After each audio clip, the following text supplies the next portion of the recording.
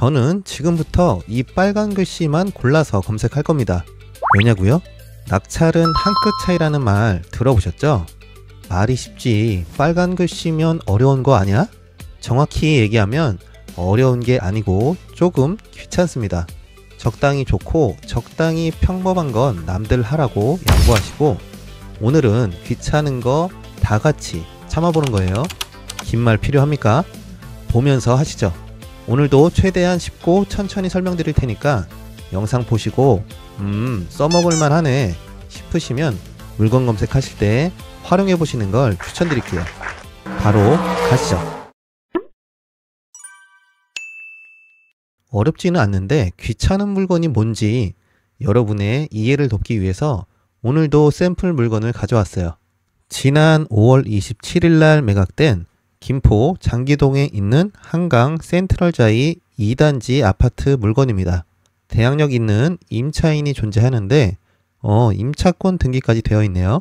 정보를 보면 207동 9층 물건이고 전용 면적은 84타입이네요. 이거 매매 사업자도 입찰 가능한 물건이에요. 그쵸? 최초 감정가 5억 6,100만원에서 1회 유찰되고 2차 매각기일에 5명이 입찰해서 4억 4,550만원에 낙찰이 됐습니다. 이 물건 임차인 정보를 볼게요. 이 임차인의 전입은 2021년 1월 18일 날 했고 확정일자는 그보다 한 달 전인 2020년 12월 21일 날 받았네요.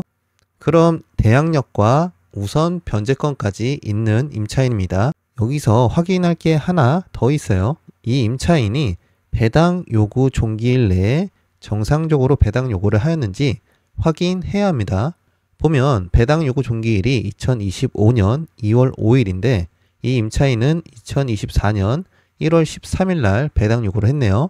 잘하셨죠? 자, 다음 등기부를 볼게요. 2021년 1월 15일 날 소유권 이전을 했고 3일 후에 이 임차인이 전입을 했네요. 그리고 얼마 지나지 않아 저축은행에서 3차례에 걸쳐 근저당 설정을 합니다. 이 물건 소유주 이때부터 좀 어려워진 걸로 보입니다. 근데 이 임차인은 이 상황을 알까요? 알 수가 없겠죠. 2년 동안 잘 살다가 계약기간이 종료된 시점에 전세금 주세요 했더니 지금 이 임대인 상황이 어때요? 맞아요. 전세금을 못 빼주죠. 임차인은 바로 전세금 반환 소송을 걸었을 거고 그 소송에서 지급 명령을 받았네요. 이 판결문을 가지고 이 임차인은 강제 경매를 신청합니다. 그런데 이 임차인은 경매 사건이 끝날 때까지 기다릴 수가 없는 상황이었는지 2024년 1월 13일 날 임차권 등기를 했습니다. 그럼 현재는 공실일 확률이 높겠네요. 공실이면 관리비가 계속 밀리고 있을 거예요. 그쵸? 자, 더 내려보면 미납관리비가 2025년 4월 4일 기준 200만원이 체납되어 있습니다. 옆에 비고에 보면 관리사무소에선 현재 비어있는 것으로 안다. 이렇게 친절하게 기재까지 해주셨네요. 그럼 이 물건 명도가 필요 없는 물건입니다.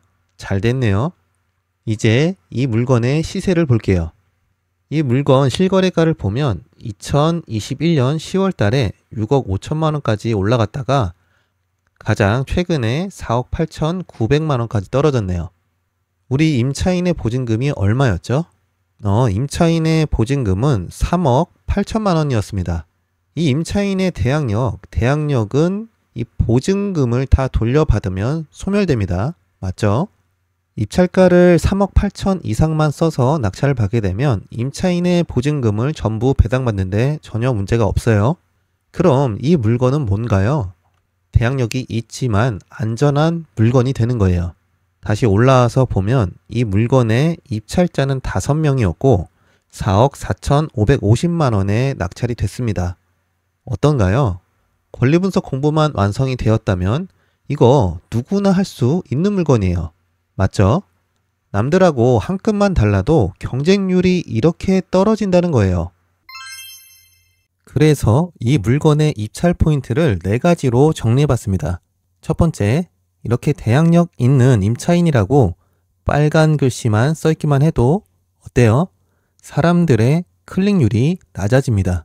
두 번째, 임차인이 보증금을 다 받으려면 낙찰가가 적어도 이 보증금보다는 높아야겠죠. 보통 전세가율이 높은 지방보다는 서울이나 수도권에 이런 물건들이 상대적으로 많습니다. 다음 세 번째, 임차인이 배당 절차에서 배당을 받을 때 다른 권리들로 인해서 이 배당 순위가 뒤로 밀려선 안 돼요. 우리 임차인의 배당 순위에 영향을 주는 권리가 뭐 있었죠? 등기부에 조세 채권이나 보험료 또는 임금 채권 같은 그런 권리가 없어야 한다는 거예요. 마지막 네 번째는 이 임차권 등기입니다. 이거는 필수 요소는 아니에요. 없어도 괜찮습니다.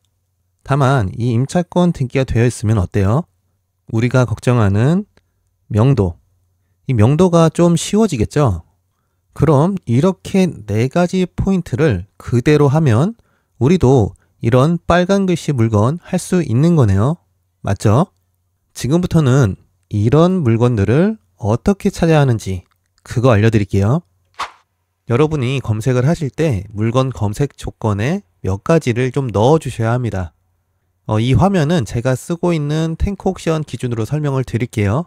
먼저 내가 원하는 지역을 넣어 볼게요. 저는 경기만 넣고 물건 종류를 아파트로만 보겠습니다. 그리고 밑에 진행 상태의 유찰 횟수를 1회로 한정할게요. 지금 같은 시기에 유찰이 2번 이상 된 물건들은 입찰하면 안 되는 물건이에요. 그리고 경매 절차라고 되어 있는데 여기에 클릭을 해보면 임의 경매와 강제 경매로 나눠져 있어요. 여기에 강제 경매를 선택해 주시는 거예요. 이거 중요합니다. 그리고 마지막 밑에 특수 조건에 대항력 있는 임차인을 체크해 주세요. 제가 지금 말씀드린 조건들은 이용하시는 사이트 인터페이스마다 조금씩 다를 수가 있는데요. 안 보이게 숨어 있을 수도 있으니까 잘 찾아보세요. 다 있으실 거예요. 자, 이제 조건을 이렇게 맞추셨다면 검색을 눌러주세요. 그럼 입찰 포인트 첫 번째죠. 이 빨간 글씨만 필터링 한 거예요. 한번 걸러낸 다음에 앞에 물건과 비슷한 물건을 하나씩 눌러보면서 찾는 겁니다. 몇 개나 나왔는지 보면 경기도에만 33건이 있네요. 이 정도면 하나씩 눌러볼만 합니다. 그쵸? 그래도 이게 좀 시간이 걸리니까 이건 제가 찾아올게요.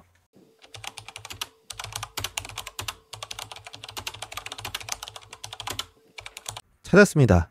먼저 이 물건은 단순히 여러분께 설명을 드리기 위해 가져온 샘플 물건이에요. 이거 입찰하세요 라고 권하거나 그런 거 절대 아닙니다. 아시겠죠? 볼게요. 경기도 안양시 관양동에 있는 한가람 세경 아파트입니다. 기본 정보를 먼저 살펴보면 전용 49제곱미터에 방 2개, 화장실 하나인 소형 평형입니다. 감정가 4억 6,900만원에서 1회 유찰되고 다음 매각 최저가는 3억 7,520만원입니다. 이제 앞서 말씀드린 입찰 포인트를 하나씩 짚어볼게요. 보면 임차인의 보증금은 2억 5천만원이고 이 임차인은 전입과 확정을 2021년 2월 8일 날 함께 받았어요. 등기부를 보면 2022년 4월 29일 근저당권이 말소 기준 권리가 됩니다. 말소 기준 권리의 접수일과 임차인의 전입일을 비교해보면 이 임차인은 전입일이 더 빠르니 대항력도 있고 우선 변제권도 갖추고 있네요. 그리고 하나 더 있죠. 임차인이 배당 요구한 날짜는 2024년 10월 23일이고 배당 요구 종기일은 2025년 5월 8일이네요. 그러면 정상적으로 배당 요구까지 마쳤습니다. 밑에 등기부를 보면 배당 절차에서 임차인의 배당에 영향을 주는 어떤 권리도 없습니다. 만약 여기에 관할 세무서나 지자체의 압류, 이 압류가 있으면 어떻게 돼요? 법정기일을 알 수 없는 조세채권의 압류가 있으면 임차인의 배당 금액에 영향을 줄 수가 있죠. 임차인보다 먼저 배당받아가는 권리가 있어서 배당에서 임차인이 보증금을 모두 변제받지 못하게 되면 미배당된 나머지 금액을 낙찰자가 인수하게 되는 거예요. 이거 굉장히 중요합니다.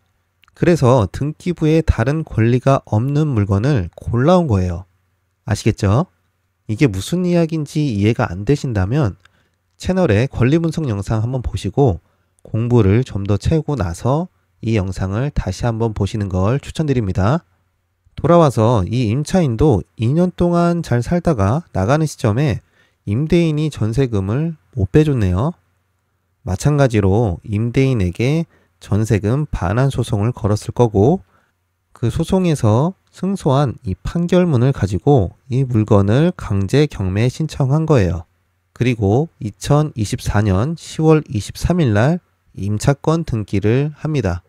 여기까지 어떤가요? 앞서 설명드린 물건과 굉장히 많이 닮았죠. 그럼 미납관리비를 한번 볼게요.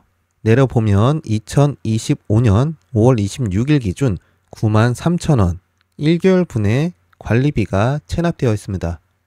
보통 경매가 시작되면 이 관리비부터 체납하기 시작하는데 이 임차인은 계속 납부를 하고 계셨네요. 임차인의 성향을 이런 부분에서도 대략 예상할 수 있는 거예요. 그리고 옆에 비고란에 뭐라고 써 있나요? 맞아요. 공실입니다. 이 공실이 맞다면 이 물건도 명도가 필요 없겠네요. 그쵸? 다음 시세가 어느 정도인지 한번 살펴볼게요. 네이버 부동산에 와서 거래량을 확인했더니 아주 좋아요. 이 정도 거래량이면 싸게만 받는다면 엑시트는 문제가 없어 보입니다. 그쵸? 우리 물건 몇 층이었나요? 우리 물건은 3층이었으니까 저층 실거래가를 보면 어떤가요? 4층 물건이 4억 8,900만 원에 거래가 됐고 3월 달에 3층 물건이 4억 5,500만 원에 거래가 됐습니다. 그럼 대략적으로 한 4억 5천 정도의 거래가 되겠구나라고 합리적으로 예상해 볼 수 있는 거예요. 자, 펼친 김에 이 아파트 입지까지 한번 볼게요. 단지 위쪽으로 부안초등학교와 부림중학교가 위치해 있고 밑에 쪽으로 공원이 조성되어 있습니다. 이 공원을 지나면 바로 안양시청으로 이어지고 그 밑으로 업무지구와 상업지가 인접해 있어서 인프라도 풍부합니다. 4호선 덤계역까지 도보 12분이면 접근이 가능하고 롯데백화점, 홈플러스, 대형병원까지 거래량이 많은 이유가 있었네요. 아마 이 물건은 빨간 글씨 물건이라고 하더라도 입지가 좋아서 입찰자가 많을 걸로 예상이 되네요. 정리하면 대항력 있는 임차인이 존재하지만 임차인의 보증금 2억 5천만 원을 넘긴 입찰가로 낙찰을 받으면 임차인의 이 대항력은 없어지는 안전한 물건입니다.